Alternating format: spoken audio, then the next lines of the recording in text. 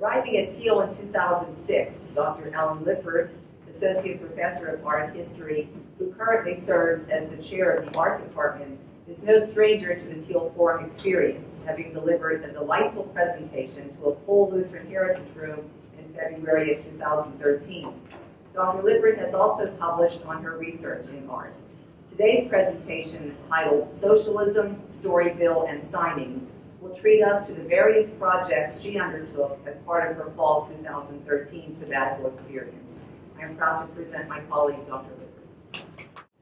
So my sabbatical was in the fall of 2013, and I spent most of that time researching and writing.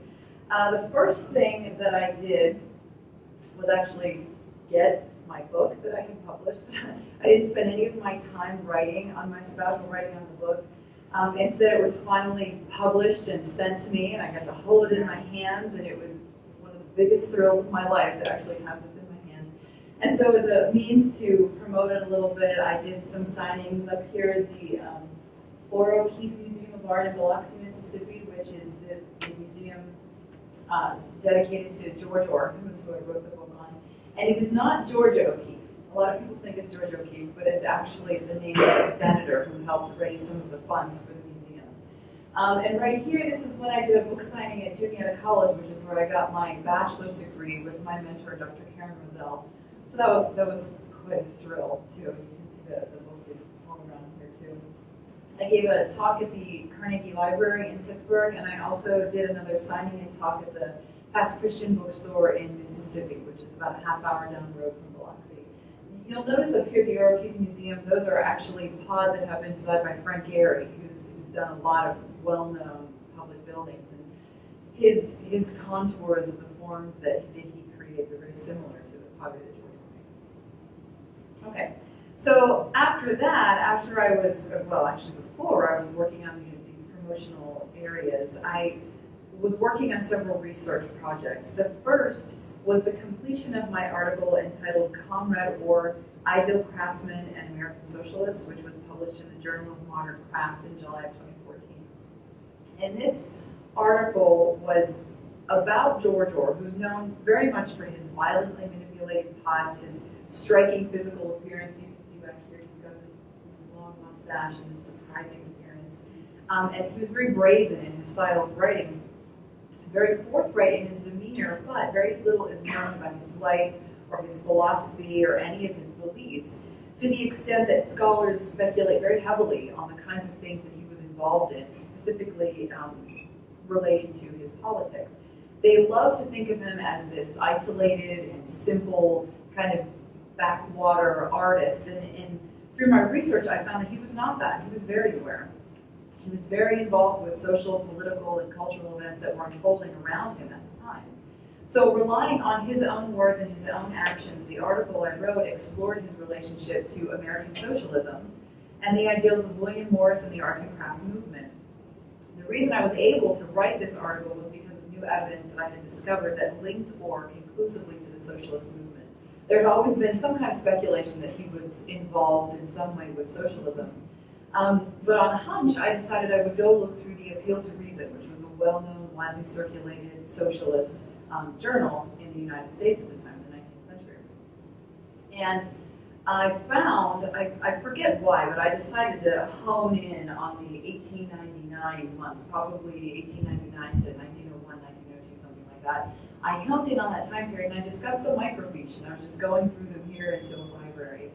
And lo and behold, there was a picture of an ore pot right there in the magazine, and I was so thrilled. I was so excited to have found that because I really didn't think I was going to find anything. And so it turned out to be an ad that he had placed in his Appeal to Reason, which is basically a contest for whoever could sell the most number of subscriptions for the Appeal to Reason.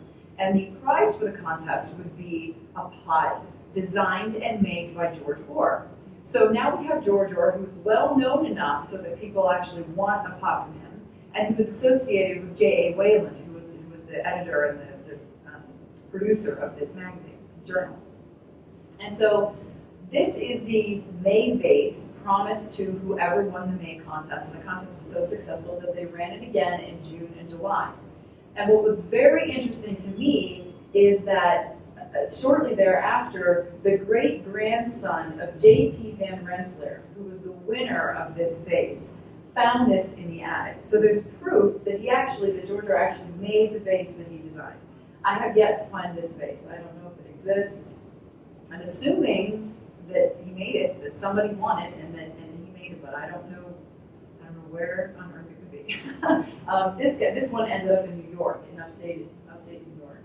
And so I found these vases. There was another one in August, and then eventually there was no winner announced for the August vase, which leads me to believe there's probably some controversy because so many people worked so hard to sell these subscriptions, but only one person could win. So there was probably a lot of nasty feelings about that, so I think they discontinued that.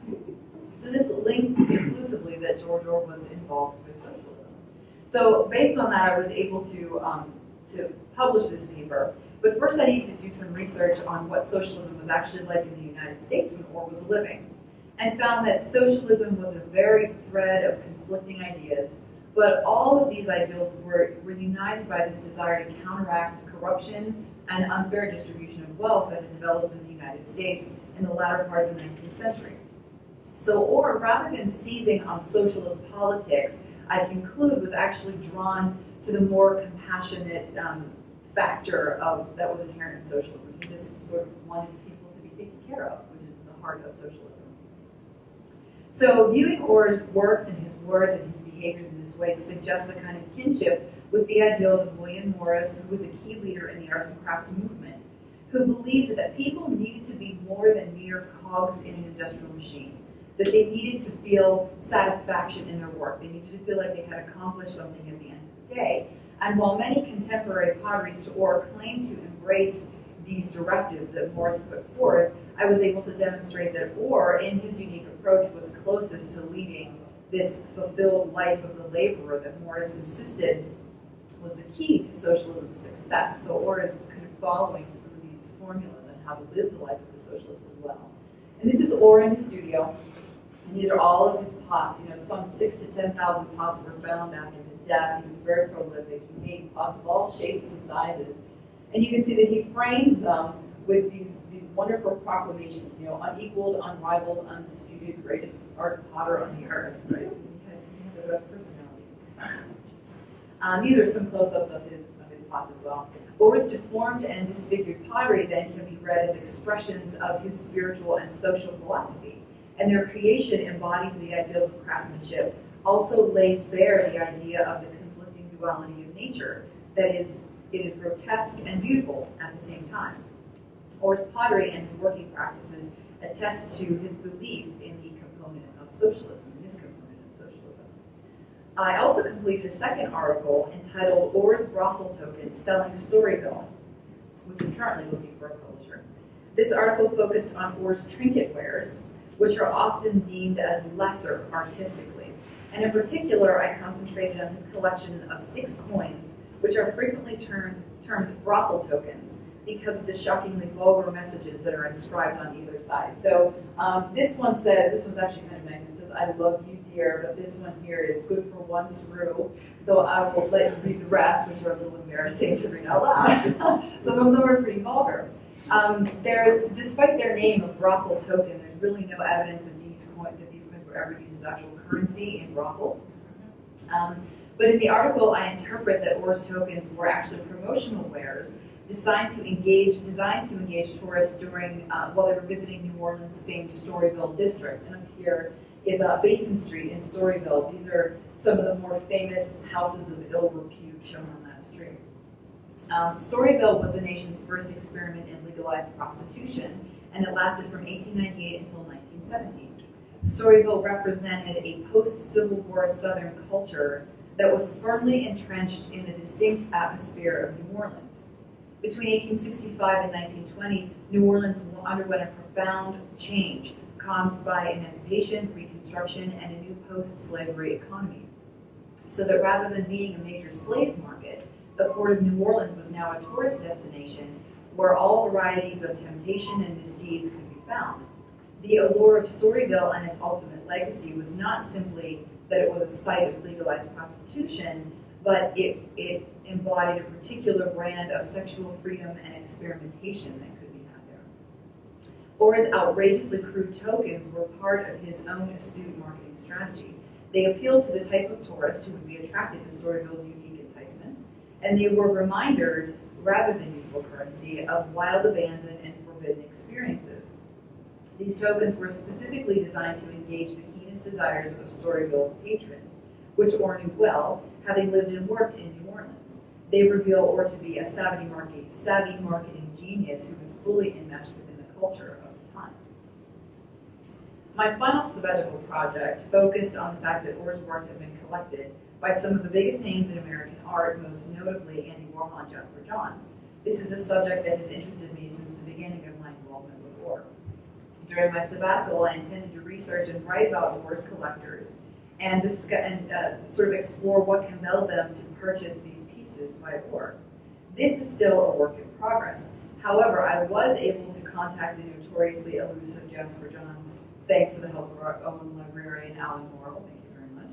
And I did receive enough feedback from Jasper Johns so that I could complete the paper, handcrafted and self-referential, The Pottery of George Orr and the Artworks of Jasper Johns, which I presented in November at a conference in Baltimore.